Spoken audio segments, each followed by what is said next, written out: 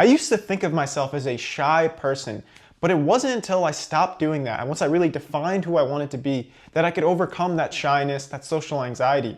And now it's pretty easy for me to make friends. I moved to Los Angeles, not really knowing that many people. I can put myself out there consistently. I can make friends, go on dates.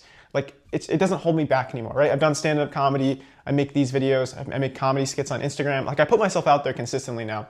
So how I was able to overcome this was first just defining who I wanted to be. Because if you take on this identity that you're a shy person, well, a shy person doesn't put themselves out there. They stick to themselves. They don't really try. They're afraid of people's judgment. Like those are the things that a shy person would do, right? But so don't take on this identity. Take on the identity of someone who's consistently trying to get better. Think of it as like a minor problem that you have, not an identity. Because the more you identify with something, the more it will hold you back, the more you'll be tied to it. So I honestly try not to identify with like anything.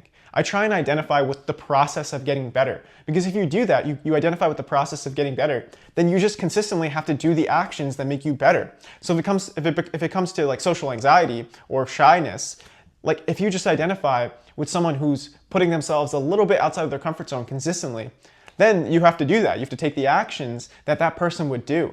And if you do that, then you start to get a lot better. Like you don't have to think of yourself as this like extremely charismatic person, but you can identify that you want to be that person, and then you could think of yourself as someone who's consistently aiming towards that. Because that's honest, that's truthful. If you just tell yourself like, I'm the most charismatic person in the room, and then you don't talk to anyone, then it's clear that your mind will like prove to yourself that you're not the most charismatic person in the room. But if you tell yourself like, I'm going to consistently put myself outside of my comfort zone, well now, if you actually do the actions, then you can prove to yourself that that's actually true.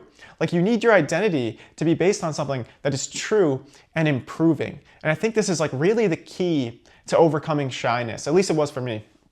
So don't be the one that's holding yourself back by giving yourself this identity. You just need practice because it's what you do that defines you. Like the person that you are is based on the behaviors that you've learned over time. Like the field of psychology has studied this. There's a personality trait called introversion, right? But that doesn't mean you can't do it. Introversion just means that you get your energy from being alone. So it may take energy for you to put yourself out there, but that doesn't mean that you can't do it. Like even the most introverted person in the world has to be somewhat social because we rely on other people for food, water, shelter. Like there's things that are dependent on other people. So you have to be somewhat social. So even the most introverted person in the world doesn't necessarily have to be shy. It just means that they get their energy from being alone. So you can't take on this identity that you're like this shy, super introverted person. Just take on the identity of someone who's flexible, someone who can be in situations and handle social situations confidently. And I'm not saying to completely give up your alone time. No, if you need that to recharge, which I do, I like to make videos. This is what I do in my alone time, right? If you need that time, block it out for yourself, set some boundaries, but also give yourself the flexibility of putting yourself out there, of getting outside of your comfort zone. And the more you do that, the more you practice that, the more you'll become like the person that you want to be, which is probably like the charismatic person in the room, right? Maybe you want to be that person, or maybe you want to just develop quiet confidence. Whatever it is, it's like if you consistently put yourself slightly outside of your comfort zone and you practice these things, then you almost become a new person. I think people get too caught up in who they are right now that they give up the person that they want to be, the person that they could become if they did the things that were meaningful to them, if they actually focused on growth instead of who they are currently. Like don't let your current self impact the person you could be. Don't let your current self hold you back from becoming the person you should be.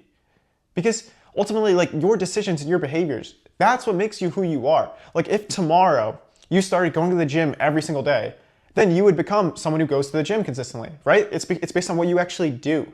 Like there's this quote that I love, and I mentioned it in my other videos. It's not who you are underneath. It's what you do that defines you. Because the habit of doing things, it ultimately changes who you are. Like if you record videos every day, then you become a content creator. And this is what I've been doing. I'm like, I want to be a content creator, so I record as much as I can.